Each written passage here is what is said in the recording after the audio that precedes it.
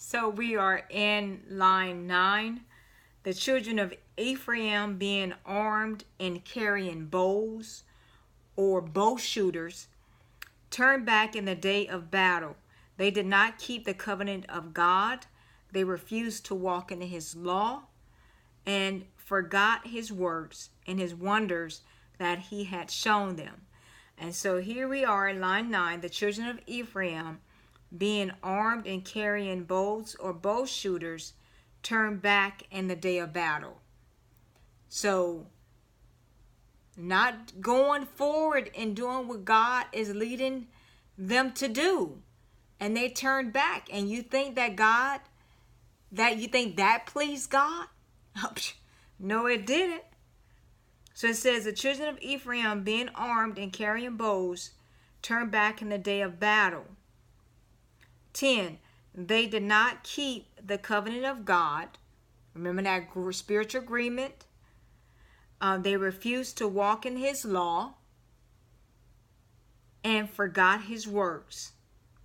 And so that sends us to Psalm 106:13 for the forgot the works. That says they soon forgot his works. They did not wait for his counsel, but lusted exceedingly in the wilderness and tested God in the desert. Wow. I read a couple of more verses with that. So, all right, so they forgot his works and his wonders that he had shown them. We can't forget. We have to remember what God had done for us. We cannot have convenient amnesia when God is working and moving in our lives. So let's move into our next stanza, starting at line 12. Marvelous things he did in the sight of their fathers. In the land of Egypt, in the field of Zon, he divided the sea and caused them to pass through. And he made the water stand up like a heap.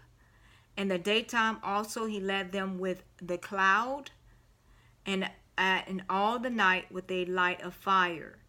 He split the rocks in the wilderness and gave them drink in abundance like the depths. He also brought streams out of the rock, and caused waters to run down like rivers. So let's elaborate starting at 12. So marvelous things he did in the sight of their fathers. And so that refers us to Exodus 7:12. So that's Exodus chapter 7 to chapter 12, but we're not going to read from 7 to 12. But we'll just read the themes of it so you can have a gist of what he's saying.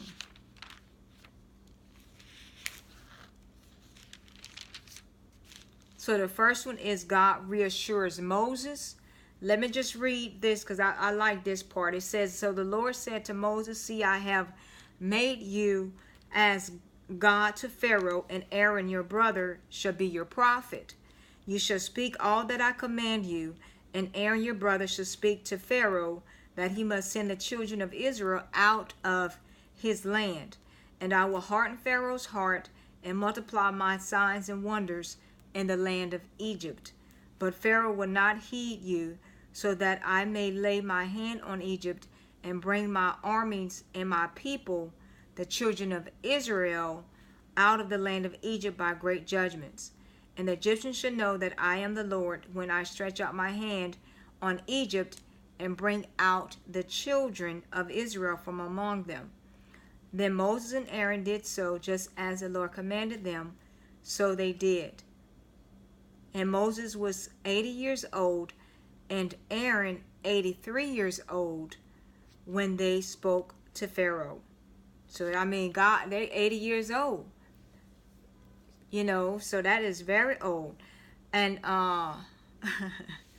not very old. I guess 180 is very, very old. So, but anyway. And so let's go and look at, from 7 to 12, let's look at these little themes that's showing this work that God did. So Aaron's rod swallows Pharaoh's rods. The first plague of blood. 5 deals with the second plague of frogs. Chapter 6 deals with,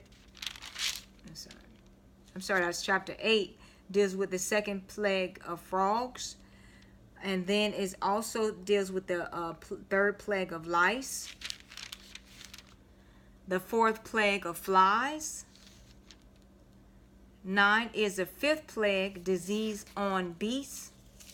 6th plague, boils on man and beast.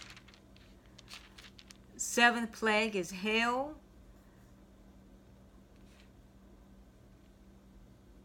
8th plague is locusts.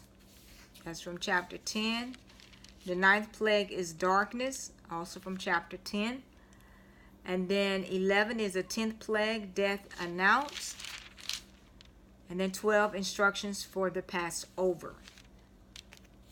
So those are reference scriptures for Exodus, 7 to 12, that talked about